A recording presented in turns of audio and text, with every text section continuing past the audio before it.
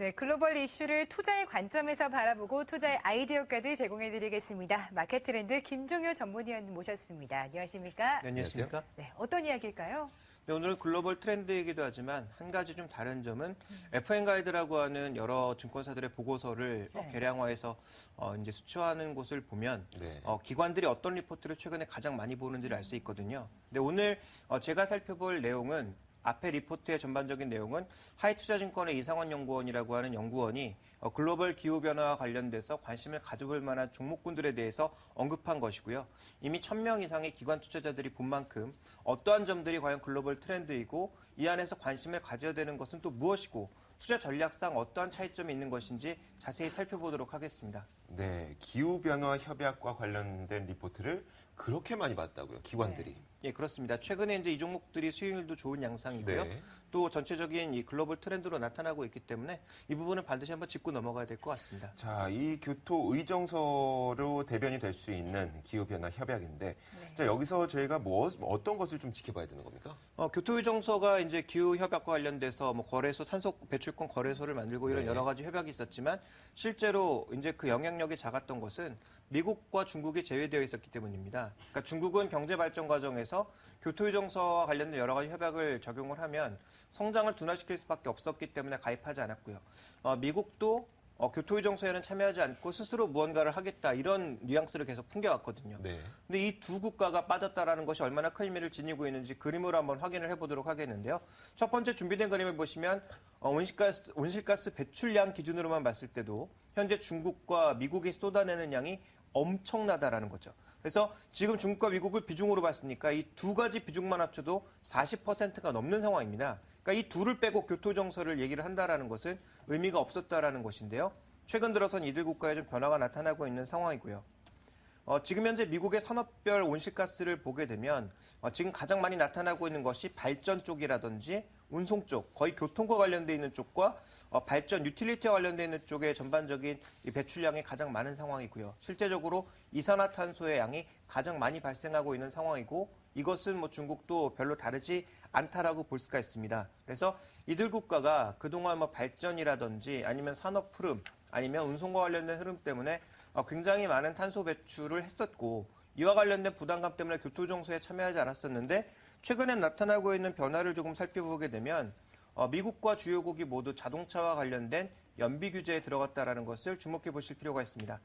첫 번째 준비된 그림은 이 승용차와 함께 소형 상용차 전체 이 연비 규제가 연도가 가면 갈수록 점점 강화되고 있는 모습이죠. 그래서 1마일당 갈 수 있는 이 거리가 점점 늘어나고 있는 상황이기 때문에 연비 효율을 극대화시켜야 되고 이산화탄소량은 낮춰야 되는 상황이고요. 이것은 한국과 일본, 미국, 유럽을 비롯한 대부분 국가에서 마찬가지 트렌드라고 보여집니다. 그래서 그동안 교토 의정서는 조금 힘이 없는 그런 의정서였지만 최근에 미국과 중국이 스스로 교통 규제에 나서고 있고 연비 효율화에 나서고 있고 에너지 쪽에 혁명을 일으키기 위한 여러 가지 노력들을 중국과 함께 가시화하고 있다는 점이 현재 글로벌 트렌드에서는 가장 중요한 포인트다 이렇게 볼 수가 있을 것 같습니다. 네, 뭐 현재 대구에서도요 세계 에너지 총회가 열리고 있고 우리나라에서도 온실가스를 줄이기 위해서 많은 또 자구 노력을 하고 있습니다. 가장 궁금한 점이 또 미국에서도 이런 신에너지에 대해서 관심 좀 많은 편이죠. 온실가스 이런 줄이기 위해서 어떤 노력하고 있나요? 네, 지금 이제 연비 규제와 함께 노력하고 있는 것은 신재생 에너지를 확대하고 있는 것이 눈에 띄고 있습니다. 먼저 오바마 일기 4년간 태양광의 누적 설치량을 보시면 기존에도 이제 진행을 하고 있었습니다만 오바마 정부 때 좀 더 확실하게 증가하는 모습을 나타내고 있는데요. 준비된 그림에서 보시는 것처럼 점점 확대되는 모습입니다. 그래서 이 환경 규제가 점점 늘어나는 모습이라면 이후에도 확대될 가능성은 남아있다라고 봐야 될 것 같고요. 그래서 이 기간 동안 가장 모멘텀이 강했던 2011년과 2012년에 퍼스트 솔라와 같은 이 종목군들의 흐름이 굉장히 좋았다라는 것도 살펴보실 필요가 있을 것 같고요. 실제로 풍력 같은 경우에도 꾸준하게 좀 확대가 되면서 신재생 에너지 쪽의 확대는 전반적으로 나타나는 모습을 보여주었습니다. 자, 그리고 중국 같은 경우에도 태양광 이 신규 설치량이 2013년도에 크게 확대되고 이 양이 계속 유지될 것으로 보여지고 있는데 추가적으로 이제 폭발적으로 증가하지 않는 이유는 다 아시다시피 중국산 모듈이나 태양광 산업에 대한 중국의 공급 과잉 때문에 추가적으로 이제 더 늘리진 않지만 2013년을 기점으로 해서 많은 물량이 계속 쌓일 것이라는 것을 우리가 알 수 있는 상황이고요. 자, 그리고 중국 같은 경우에는 육상, 해상 풍력의 신규 설치량도 지금 육상 쪽은 서서히 포화 과정에 들어가고 있지만 해상 쪽에서는 앞으로도 계속 늘릴 것으로 보여지고 있기 때문에 이 풍력 시장 자체도 G2 국가를 보면 전반적으로 성장할 것이다라는 것을 우리가 알 수 있는 상황입니다. 그 이외에 살펴봐야 될 것은 ESS 시장인데요. 에너지 저장 장치죠. 그래서 에너지를 저장해서 상대적으로 전력 요금이 낮은 저녁에 쓴다든지 이런 형태로 쓰는 ESS 시장이 전력용과 함께 가정용, 비상전력용으로 크게 확대될 것으로 예상되고 있고요. 우리나라가 강한 리튬이온 시장도 2020년도가 되게 되면 2010년도 대비해서 10배 이상 확대될 것으로 현재까지는 예상을 하고 있습니다. 그리고 또 한 가지 살펴봐야 될 것은 전력을 효율적으로 쓰기 위한 노력인데요.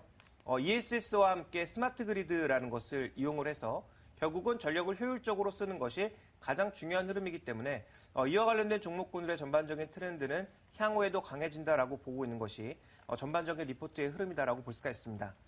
네. 그리고 이제 마지막으로 또 한 가지를 좀 살펴보게 되면 전기차와 관련돼서도 지금 뭐 시장의 테슬라에 대한 관심이 여전히 높은 상황이죠. 그래서 전기차 같은 경우에는 제품별로 봤을 때도 테슬라 모델 S라든지 GM 볼트라든지 닛산 리프 같은 것들이 크게 확대되고 있는 양상이고요.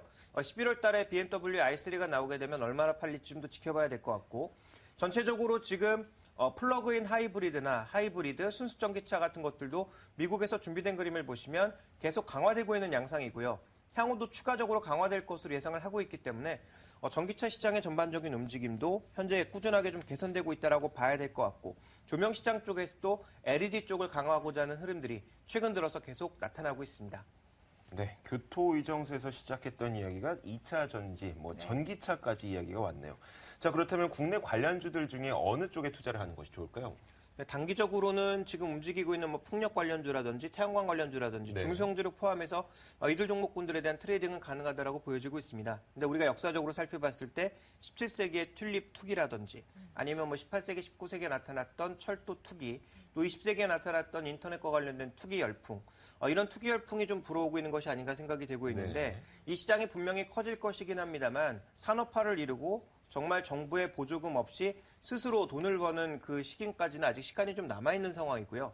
아직까지 주력이 아닌데도 불구하고 시장이 이쪽에 관심을 가지는 것은 정부가 여기에 돈을 쏟아부으면서 고용 창출이라든지 여러 가지 경제적인 부수 효과가 있기 때문입니다. 또 시장에 돈이 남아돌기 때문에 시장이 IT 버블, 인터넷 버블까지는 아니라고 하더라도 이쪽으로 돈이 몰리고 있는 상황이거든요. 그러니까 이들 종목에 대해서 단기적인 트레이딩은 충분히 가능하다라고 보지만 펀더멘탈 더비에서 너무 많이 올라가게 된다면 그 종목군들에 대해서는 충분히 조금 관리가 필요하기 때문에 이 종목군들에 대해서는 바이인 홀딩 전략보다는 트레이딩 전략을 말씀을 드리도록 하겠습니다. 샀다 팔았다를 조금 반복하시는 것이 좋을 것 같고요. 기술적인 신호를 따라서 움직이시는 것이 좋을 것 같다는 판단인데 그렇다면 길게 봤을 때 과연 우리가 좀 주목해 볼 만한 종목군들은 있는지를 살펴보게 되면요. 먼저 전력 효율화와 관련돼서 우리나라에서 관련된 기술을 가져가고 있는 것이 지금 LS 산전 정도로 볼 수가 있는 상황이고요. 이런 전력 효율화가 지금 국내에서 벌어지고 있는 게 아니라 글로벌적으로 모두 벌어지고 있거든요. 그러니까 글로벌 향후 시장에서 한 7조 원 정도가 넘어갈 것으로 예상되는 70조 정도가 넘어갈 것으로 예상되는 시장에 한 5% 정도만 가져와도 3조 5천억 정도인데 현재 이 회사의 매출이 2조 정도입니다. 그러니까 그 정도만 가져온다고 하더라도 향후 시장에 좀 더 그림을 크게 그릴 수 있다는 측면에서 정말 장기적으로 보셔야 될 것 같고요. 태양광 쪽에서는 어떠한 상황에서도 살아남을 능력이 되는 OCI나 하나케미칼 정도를 장기적으로 계속 말씀드리고 있고요. LED 쪽에서는 서울반도체 정도를 보고 있는데 이 종목에 대해서는 다시 한번 강조드리지만 장기 관점은 아닙니다. 한 6개월 정도의 중기적인 관점으로 보고 있는 상황인데요. 그 이유는 LED의 가격이 점점 떨어지고 있고 향후에는 마케팅 능력이라든지 완제품의 생산 능력, 브랜드 능력 이런 것들이 강조될 가능성이 높기 때문에 중국의 저가품 공급이 늘어나는 시장에서 서울 반도체의 경쟁력이 떨어질 가능성을 고려해야 돼서 장기적으로 보다는 중기적 정도로 보셔야 될 것 같고요. 자, 마지막으로 전기차와 ESS는 다 아시는 종목이긴 합니다만 LG화학과 삼성 SDI를 단기적인 실적 추이의 변동 이런 것들이 연동하지 말고 정말 이 시장을 믿는다면 장기적인 관점에서의 분할 매수, 홀딩 이런 것들이 필요하지 않을까라고 판단하고 있습니다. 네, 에너지를 효율성 극대화하는 시장 자체가 최근에 정말 급속도로 커지고 있습니다. 이에 대해서 좀 투기로 변질될 것에 대한 경계는 가져가야 되겠지만요. LS산전이나 OCI, 한화케미칼 등에 대해선 장기적인 관점 유지하시고요. 또 서울반도체에 대해선 중기적인 관점, LG화학이나 삼성 SDI도 좀 더 장기적으로 관심 가져보면 좋을 것 같습니다. 오늘 마켓 트렌드 김종일 전문위원과 함께했습니다. 말씀 고맙습니다. 감사합니다.